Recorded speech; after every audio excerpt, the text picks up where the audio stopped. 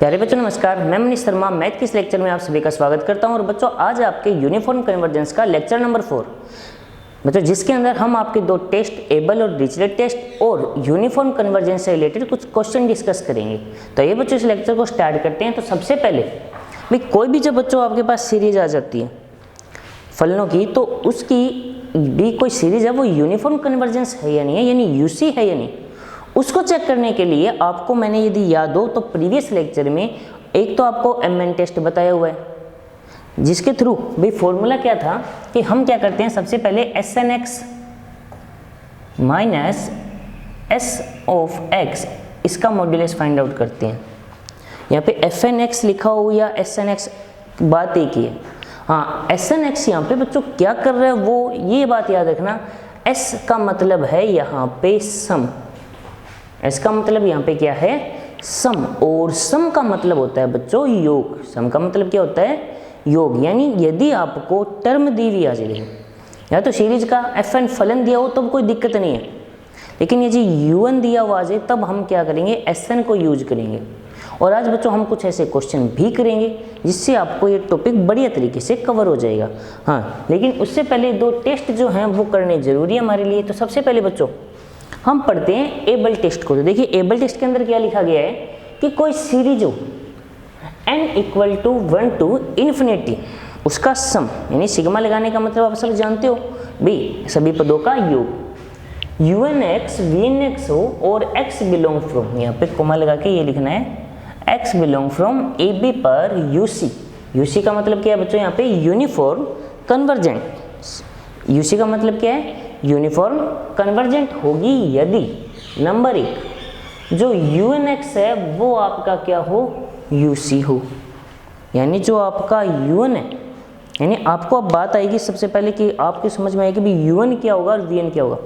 तो बच्चों UN और VN आपके नॉलेज पे डिपेंड करेगा यहाँ पे, ठीक है। UN और VN आपके नॉलेज पे डिपेंड करेगा। अब कोई बच्चा ये सोचा भी जैसे जो पहले दिया वो UN माने बाद में दिया वो VN, बच्चों ये कोई रूल नहीं है। यदि मैं आपको ये कहूँ कि जो पहले दिया वो UN मान लो बाद में दिया VN, तो उससे कोई फ़ायदा नहीं होने वाला, क्योंकि पूरा जो टेस्ट है वो आप एक बार पढ़ो, आपको अपने आप पता चल जाएगा UN क्या होगा और VN क्या होगा। देखो कि जो UN है वो UC होना चाहिए, यानी यूनिफॉर्म कन्वर्जेंस होना चाहिए, लेकिन जो VN है, सॉरी यहाँ पे जो VN है वो आपका क्या होना चाहिए मोनोटोनिक। मोनोटोनिक का मतलब होता है एक दिष्ट। एक दिष्ट के अंदर दो वर्ड आते हैं, वर्धमान और ह्रासमान। अब आपको देखते ही पता चल जाएगा, ठीक है, क्लियर हुई कुछ बात जो मैं कह रहा हूँ भाई। VN देखते ही पता चल गया, और VN क्या होना चाहिए बाउंडेड भी होना चाहिए। VN क्या होना चाहिए जो आपका बाउंडेड। तो अब आपके दिमाग में शायद ये बात आ जाएगी आसानी से देखने पर कि UN और VN किसे मानना है, तो हम VN के ऊपर फोकस करेंगे। यहाँ पे बचा वो अपने आप UN हो जाएगा, ठीक है।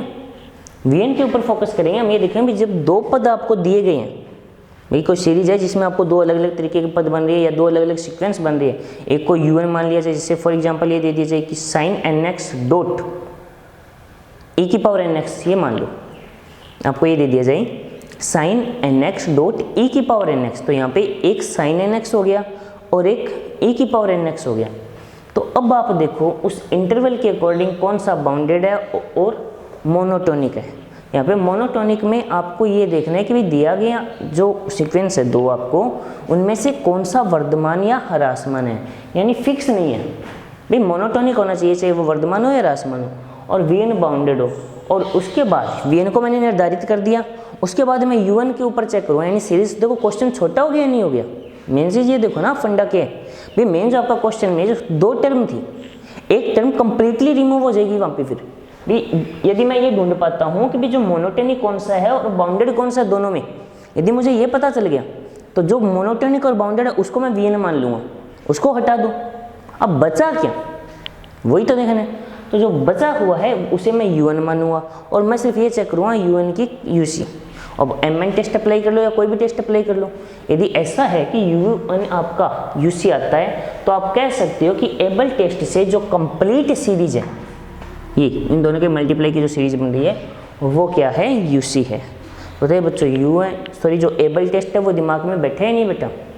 सिंपल सी प्रोसेस होगी, आपको दो अलग अलग टर्म पता करनी है, यानी टुकड़े करने हैं उसके, एक को UN मानना है और एक को VN मानना है। UN के ऊपर फोकस नहीं करना, पहले VN के ऊपर फोकस करो भाई। दोनों में से जिसे आप इजीली मोनोटोनिक और बाउंडेड प्रूव कर सको उसको ले लो।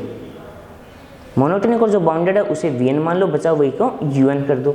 अब UN को यूनिफॉर्म कन्वर्जेंस प्रूव कर दो, जो भी आपके पास मेथड है। यदि ऐसा हो जाता है तो जो भी बच्चों आपकी सीरीज हो जाएगी वो एबल टेस्ट से क्या हो जाएगी, UC हो जाएगी। क्लियर हो गया? इसके बाद बच्चों बारी आती है डिरिचलेट टेस्ट की। डिरिचलेट जो टेस्ट है उसके अंदर मिलता जुलता स्टेप है। देखो, फर्स्ट फोकस यहाँ पर भी VN के ऊपर ही होना है, UN के ऊपर फोकस नहीं करना है अपने को बच्चों फोकस किसके ऊपर करना है? VN के ऊपर करना है, VN। ध्यान से देखो, तो जो VN ऑफ X है वो क्या होना चाहिए? धनात्मक पदों का एक दिष्ट ह्रासमान अनुक्रम होना चाहिए। यानी जब आप उसको देखोगे, जैसे फॉर एग्जांपल मैं बोल देता हूँ x की power n, x belong from 0 to 1 and n belong from natural number. तो अब आप ये देखो, आराम से सोचो कि ये जो मैंने बोला ये एक लिस्ट ह्रासमान की तो मैं नहीं कह सकता, लेकिन धनात्मक पदों की सीरीज बनेगी या नहीं बनेगी? बनेगी ना। तो बस ये समझना है कि धनात्मक पदों की सीरीज है, ठीक है। और एक दिष्ट ह्रासमान हो तो यदि पॉजिटिव पदों की टर्म है और सीरीज है कोई, तथा एक दिष्ट ह्रासमान है तो VN अपने आप किसकी ओर जाएगा? 0 की ओर। नंबर 1 आपको ये केस लेना है। उसमें क्या देखना था? VN बाउंडेड और मोनोटोनिक। वर्धमान ह्रासमान हमें फ़र्क नहीं पड़ा, पॉजिटिव नेगेटिव से फ़र्क नहीं है, लेकिन यहाँ पर यदि आप डिजिटल टेस्ट लगाते हो तो वहाँ पर आपको क्या देखना होगा कि VN जो है धनात्मक पद यानी पॉजिटिव टर्म होना चाहिए और डिक्रीजिंग होना चाहिए। इसके अलावा 10 to 0 तथा UN जो है आपका बाउंडेड हो, तो उस कंडीशन में ये जो कंप्लीट सीरीज होगी आपकी, उसे मैं क्या बोल दूंगा? यूनिफॉर्म कन्वर्जेंट अर्थात UC।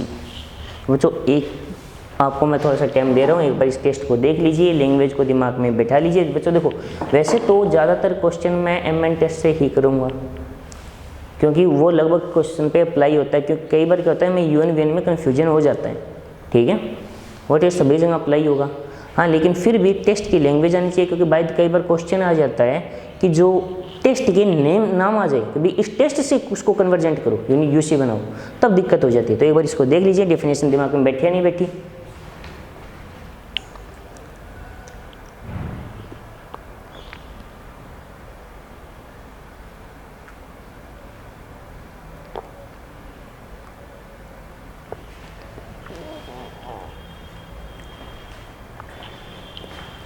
बैठी ही होगी। तो बच्चों सिंपल सी डेफिनेशन है, आपको याद रखनी है। तो आइए बच्चों, प्रीवियस लेक्चर से मैंने आपको कुछ क्वेश्चन बताए थे, आइए उनको स्टार्ट करते हैं। एक आपको MN टेस्ट बताया था, उसके ऊपर बेस्ड क्वेश्चन है, उसे सोल्व करते हैं और आगे की प्रोसेस को भी आते हैं, ठीक है। देखो,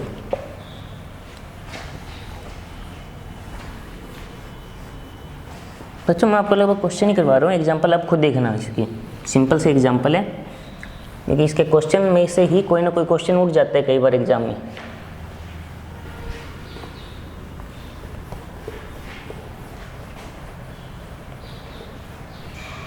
अब देखिए आगे क्वेश्चन है, सिद्ध कीजिए कि कोई सीरीज अपने पास वो UC नहीं है जिसके n पदों का योग। तो देखो क्वेश्चन में ही दे दिया कि जो SN है वो क्या दे दिया हमें, n square x upon 1 plus n की power 4 x square and x belong from 0 to 1, ठीक है। तो बच्चों ऐसा कुछ आपको दिया गया है। आगे बढ़ते हैं, देखिए इसमें तो लिमिट सबसे पहले n tend to infinity SN क्या हो जाएगा? 0 नहीं हो जाएगा क्या? आप कहोगे सर 0 क्यों हुआ? तो बच्चों आपको मैं शुरू से बता रहा हूँ, लिमिट के कंसेप्ट के ऊपर आइए आप। लिमिट के कंसेप्ट के अकॉर्डिंग देखो, जो इन्फिनिटी की ओर जा रहा है उसकी पावर देखो, ऊपर कम है नीचे ज़्यादा है, ऊपर कम है नीचे ज़्यादा है तो इसका मतलब 0, यदि ऊपर ज़्यादा हो नीचे पावर कम होती है इनकी तो इन्फिनिटी।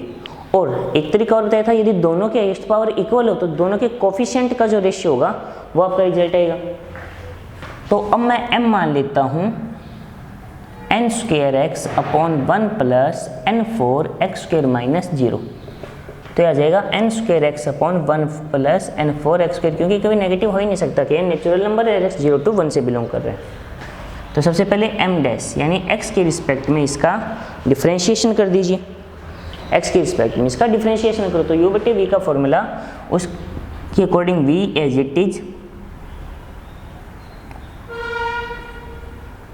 इसका डिफ्रेंशिएशन होगा n², ठीक है, तो x का एक हो जाना है, minus u as it is, इसका डिफ्रेंशिएशन होगा 2n4x divide by 1 plus n4x² का होल स्क्वायर। जब मैं इसको 0 के इक्वल लेके सोल्व करूँगा, देखो नीचे वाली वैल्यू तो कभी 0 हो नहीं सकती क्योंकि सब पॉजिटिव वैल्यू है, ठीक है, तो ऊपर वाली को सोल्व करूँगा तो ये 0 के इक्वल बने, तो ये होगा n² plus n⁻⁶x² minus 2 n⁻⁶x² equal to 0, ये as it is minus n⁻⁶x² equal to 0, तो n⁻⁶x² इक्वल टू 0, यहाँ से बच्चों मेरे पास रिजल्ट आएगा x² इक्वल टू, सॉरी 0 नहीं आएगा, n² आ जाएगा 1/n⁴, x आ जाएगा 1/n²।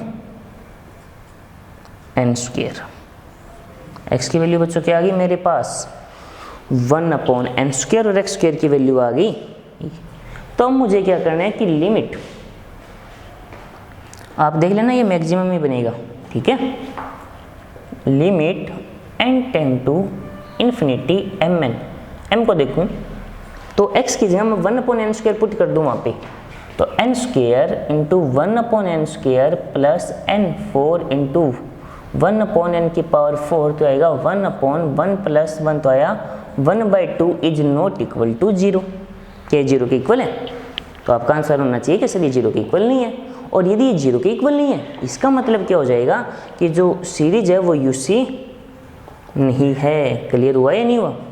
ये आपका एमएन टेस्ट था, जल्दी से देखिए क्योंकि आगे और बहुत सारे क्वेश्चन करने हैं आज हमें। क्लियर करें आगे और देखिए जो बुक का ही बच्चों क्वेश्चन है, क्वेश्चन नंबर 1 से स्टार्ट कर रहा हूँ। देखिए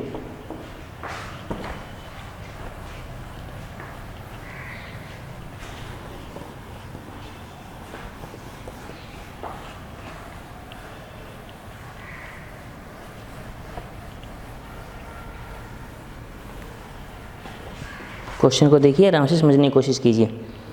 क्वेश्चन है, सिद्ध कीजिए कि कोई सीरीज का जो un समेशन ऑफ un(x) है के लिए एक समान अभिसरण न होने वाला बिंदु x इक्वल टू 0 है।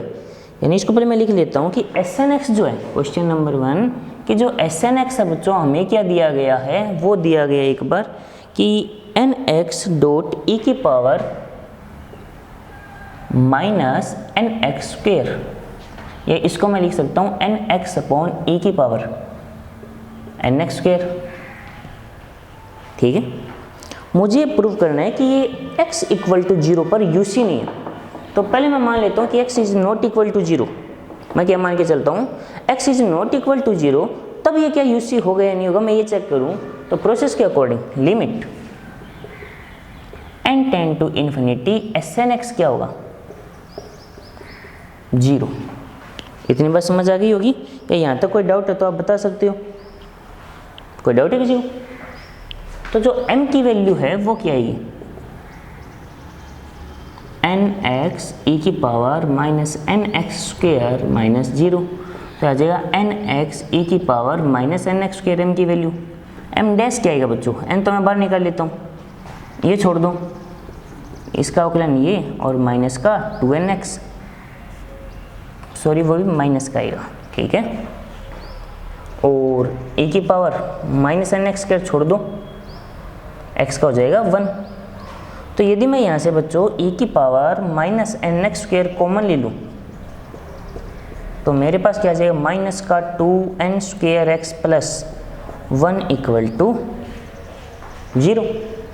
ठीक है, ये जीरो हो नहीं सकता, इसे जीरो लूँगा तो आ जाएगा 2n²x, ये तो यहाँ से 2n²x क्या आएगा 1, x आ जाएगा 1/2n²।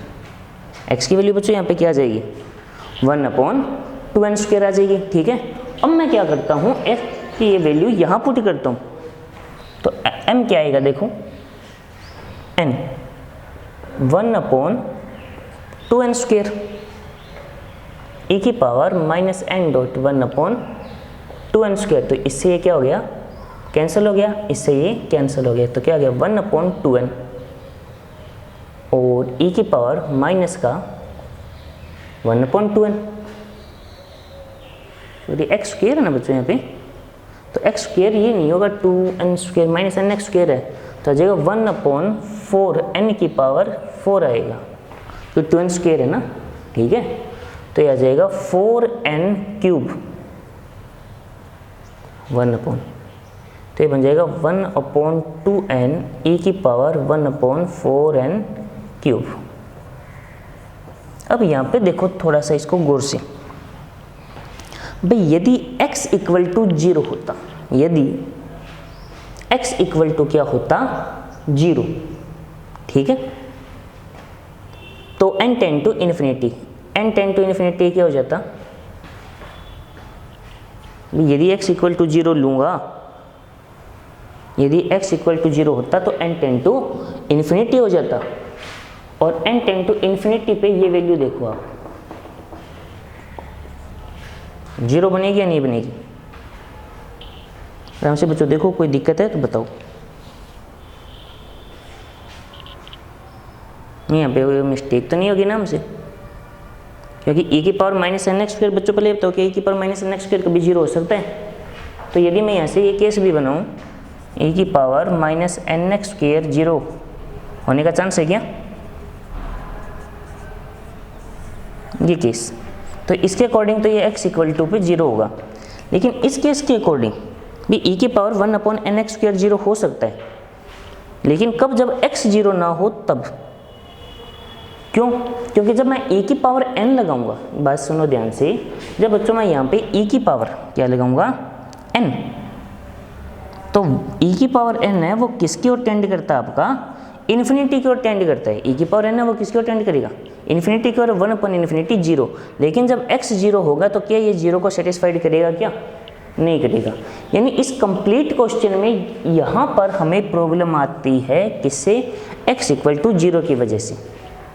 तो इसका मतलब ये कंप्लीटली तो नहीं है भाई। यदि मैं यहाँ पे, आप खुद सोचो भाई, इसी क्वेश्चन में भी यदि मैं x की जगह 0 पुट करता हूँ तो ये तो ऊपर वाला 0 हो जाएगा, लेकिन नीचे वाला इन्फिनिटी इंटू 0 बनेगा, n tend to infinity into 0, तो वहाँ पे भी प्रॉब्लम आती है। तो 0 इंटू इन्फिनिटी बच्चों कोई फॉर्म नहीं बन पाती, इस वजह से इस क्वेश्चन को कंप्लीटली ये नहीं बोला जाता कि UC है। तो इसलिए मैं यहाँ पे क्या लिखूँगा कि जो दिया गया क्वेश्चन है वो UC नहीं है, क्योंकि x इक्वल टू 0 आपकी कंडीशन को थोड़ा सा ख़राब कर देता है। ख़राब करने का मतलब ये क्लेरिफाई नहीं कर पाता कि हाँ भाई ये कम्प्लीटली UC है या नहीं।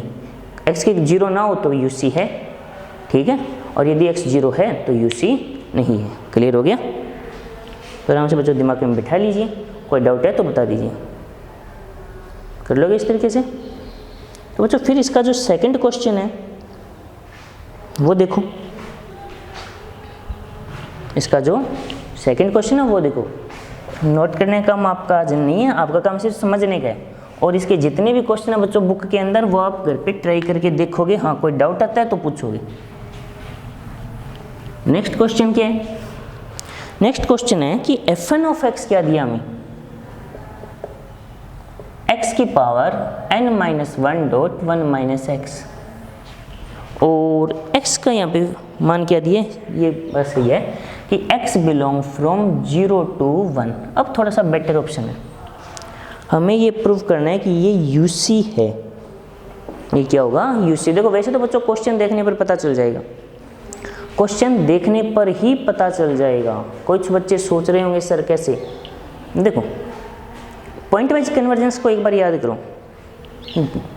मैं आपको सिंपल सी प्रोसेस बता रहा हूँ, उसके अकॉर्डिंग सुनो भी। इसका लिमिट फंक्शन यदि मैंने क्या बताया था, पॉइंट वाइज कन्वर्जेंस के टाइम मैंने बच्चों आपको एक बात कहती कि यदि किसी फंक्शन का जो लिमिट फंक्शन है वो क्या हो, यूनिक हो, लिमिट फंक्शन क्या हो, यूनिक हो, तो जो दी की सीरीज होती है जो वो होती है यूनिफॉर्म कन्वर्जेंस। यूनिक ना हो तो वो होती है पॉइंट वाइज। तो देखो बच्चों, जब मैं यहाँ पे 0 रखूँगा, n टेंड टू इन्फिनिटी है, x इक्वल टू 0 पुट करूँगा तो ये fn(x) क्या बनेगा, 0 बनेगा या नहीं बनेगा, क्योंकि देखो ये 1 होगा लेकिन ये 0 हो गया, 0। बात समझ आ गई, पहला रूल क्लियर। नंबर 2, जब मैं x को 0 से 1 के बीच में रखूँगा तो ये तो चलो कुछ भी बने, लेकिन आप सभी जानते हो जब 0 to 1 के बीच का कोई भी नंबर हो उसकी पावर को मैं इंक्रीज करता हूँ, इन्फिनिटी की ओर लेके जाता हूँ, तो वो किसकी ओर जाती है, 0 की ओर। यदि याद हो तुमने बताया था x की पावर n 0 की ओर जाएगा, तो ये भी 0 की ओर जाएगा, यानी इस कंडीशन में भी आपका जो fn(x) है वो क्या होगा, 0 की ओर जाएगा।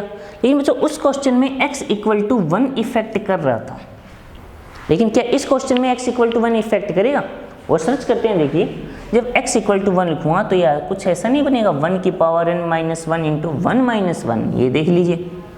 अब ये चाहे कुछ भी हो बन जाए, ये तो 1 बनेगा और ये क्या हो जाएगा 0, तो 1 इंटू 0 0, यानी तीनों केस में जब आपका x इक्वल टू 0 है, आपका x 0 to 1 के बीच है, और लास्ट केस जब x इक्वल टू 1 है, आपका जो लिमिट फंक्शन है वो क्या आ रहा है, यूनिक आ रहा है।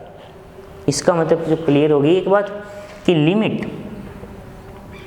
n tend to infinity fn(x) equal to बच्चों आप हमेशा क्या लिखोगे 0, तो जो आपका m है वो बन जाएगा mode of x minus 1 into 1 minus x minus 0। तो इसको मैं यदि अंदर मल्टीप्लाई करूँ तो x की power n minus 1 minus x की पावर n लिख सकता हूँ। m डैश क्या आ जाएगा n माइनस 1 x की power n minus 2 minus n x की पावर n माइनस 0 के इक्वल लूँगा तो ये इधर आ जाएगा, तो n x की power n minus 1 equal to n minus 1 x की पावर n माइनस 2। इसको यदि थोड़ा ढंग से लिखता हूँ तो ये कुछ ऐसा बनेगा n अपॉन एक्स स्क्वायर, इससे ये गया, ये ऊपर ये नीचे, तो x इक्वल टू आ जाएगा n माइनस 1 अपॉन n, कुछ ऐसा। अप्लाई करो, आपका काम है, सोल्व करो, ठीक है। तो बच्चों जब आप यहाँ पे सोल्व करोगे ना तो आपका रिजल्ट क्या आएगा, जब आप यहाँ पे वैल्यू रख के पुट करोगे तो वो 10 to 0 की ओर ही जाएगा। क्लियर हो गया। तो यहाँ से एक चीज़ पता चली। अब MN टेस्ट कैसे अप्लाई करना, हाँ बच्चों मैंने जो डिजिटल और एबल टेस्ट आपको आज समझाई, हाँ उनसे रिलेटेड देखो, हाँ कई बच्चों के माइंड में आएगा सर ये क्या मैं इन पे अप्लाई कर सकता हूँ, तो इन क्वेश्चन पे एक बार अप्लाई नहीं करेंगे, आगे कुछ क्वेश्चन और आएंगे जिनके ऊपर हम ये टेस्ट भी अप्लाई करेंगे, ठीक है। ये नहीं है कि सिर्फ आपको टेस्ट बताया किसी के बाकी सारे क्वेश्चन MN टेस्ट से करेंगे, नहीं, हम एक आधा क्वेश्चन तो जरूर डिजिटल और एबल से करेंगे, क्योंकि यदि एग्जाम में ये आ जाए कि डिजिटल टेस्ट से बताओ एबल टेस्ट से बताओ तो आपकी कोई दिक्कत ना आई, ठीक है बच्चों। तो मेरे हिसाब से शायद आपको अब यूसी कुछ हद तक कवर हो गया होगा, बाकी नेक्स्ट लेक्चर में मैं आपको इससे रिलेटेड कुछ और क्वेश्चन करवा दूंगा, तो यूसी बच्चों कंप्लीट हो जाएगा फिर, ठीक है। तो मिलते हैं फिर नेक्स्ट लेक्चर के लिए, तब तक के लिए टेक केयर।